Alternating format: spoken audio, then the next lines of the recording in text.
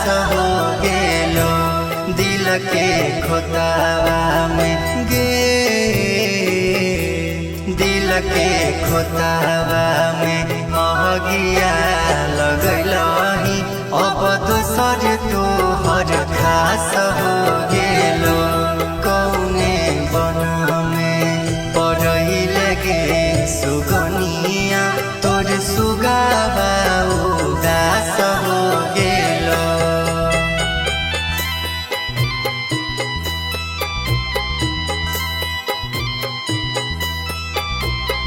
Radhika recording studio Saharsa.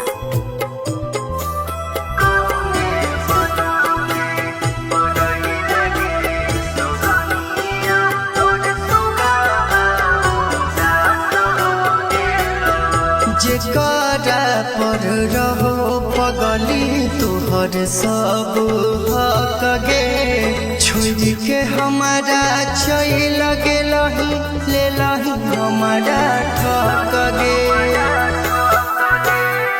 जेकरा पर रहो पगली तुहर सब हक गे छोड़ के हमारा चल गेलही ले लही हमारा ठक जब परनामा गे जब परनामा सुन गे हमर सोनावा अब या खगी हमर सांस हो गेलो कौने बन में पड़ई लगे सुगनिया तोर सुगावा उदास हो गेलो।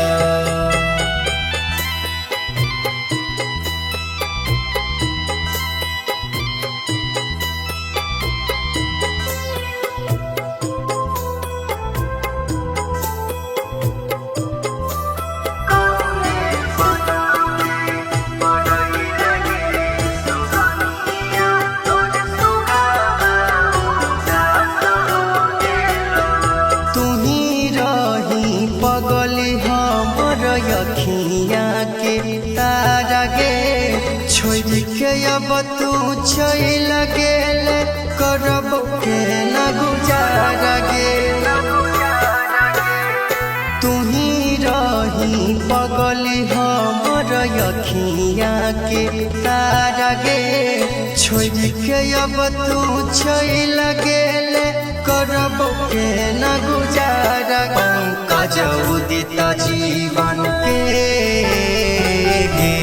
पंकज सुजित जीवन के जान जिनगी तोरा बिना बकवास हो गेलो कोने बन में पड़ई लगे सुगनिया तोर सुगावा उदास हो गेलो। Recording by Sujit Saharsa.